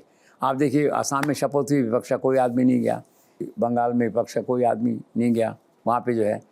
तो यहाँ पे क्या, हालांकि एडीएमके के लोग अभी उसे नहीं आए इसके कल मंत्रिमंडल विस्तार में, दैट वे जो है, लेकिन एक अच्छा प्रयास है, एक अच्छी बिगनिंग है। उन्होंने सदाशयता दिखाई। तो तमिलनाडु की राजनीति में एक ऐसे युग की शुरुआत है जिसमें राजनीतिक प्रतिशोध की भावना कम रहेगी, ऐसा माना जाना चाहिए। सर, तमिलनाडु के मुख्यमंत्री विजय ने जो अपना 33 सदस्यीय मंत्रिमंडल बनाया, आज पूरे तमिलनाडु में उसकी चर्चा हो रही है। आखिर ऐसी क्या खास बात है इस मंत्रिमंडल में? एक साफ सुथरा मंत्रिमंडल है, और सबसे बड़ी बात यह है उसके अंदर जो है कि 7 दलित मंत्री हैं उसके अंदर, और सोशली है ना वो उसका ब्रॉडर है, कन्वेस जिसे कहते हैं उसका, दैट वे। और एक जो है ना जिसे कहते हैं उम्मीदों से भरा हुआ मंत्रिमंडल है, एस्पायरेशनल जो है वो एक दृष्टिकोण है मंत्रिमंडल का वहाँ पे जो है। और सबसे बड़ी बात ये है उसमें कि यंग मंत्री हैं, यंग लोगों को उसमें ज़्यादा स्थान दिया गया है, तो इसलिए कहा जा रहा है। और दूसरा क्या है, इसमें द्रविड़ मंत्रिमंडल एक टिपिकल होता था डीएमके मंत्रिमंडल, और द्रविड़ मंत्रिमंडल की छाप उस पर नहीं है। एक नया प्रयोग है, साफ सुथरा प्रयोग है, इसलिए उसकी प्रशंसा की जा रही है। बिल्कुल ठीक बात है सर। और राजनीति से इतर अटल बिहारी वाजपेयी साहब ने एक बात कही थी कि सरकारें आएंगी जाएंगी, पार्टियां बनेंगी बिगड़ेंगी, लेकिन ये देश रहना चाहिए। और आज की लीडरशिप देश को मजबूत बनाए रखने के लिए हर संभव कदम उठा रही है। तमाम चुनौतियों के बीच India is not waiting for the future anymore, India is reshaping the future. और इसी सोच के साथ भारत आज टकराव नहीं, संवाद की भाषा बोलता है, दबाव नहीं, इसके साथ ही संतुलन की राजनीति कर रहा है और दुनिया के बीच अपनी चमक को लगातार बिखेर रहा है। एक फिल्मी लाइन है जो आज बिल्कुल फिट बैठती है, अगर किसी चीज को पूरे दिल से चाहो तो पूरी कायनात उसे आपसे मिलाने में लग जाती है। और आज पूरी कायनात भारत को सफलता से ही मिला रही है। प्रधानमंत्री नरेंद्र मोदी की इस यात्रा ने ये बहुत साफ कर दिया है, diplomacy today is not just about power, it is about trust, timing and balance. और ये बात एक बार फिर से प्रूफ हुई है। बहुत बहुत शुक्रिया सर आपका द जेसी शो में आज के इस पूरे एनालिसिस के लिए, और साथ ही तमाम दर्शकों का भी बहुत बहुत धन्यवाद हमारे साथ द जेसी शो का हिस्सा बनने के लिए। वक्त एक छोटे से ब्रेक का है, आप बने रहिए भारत 24 के साथ।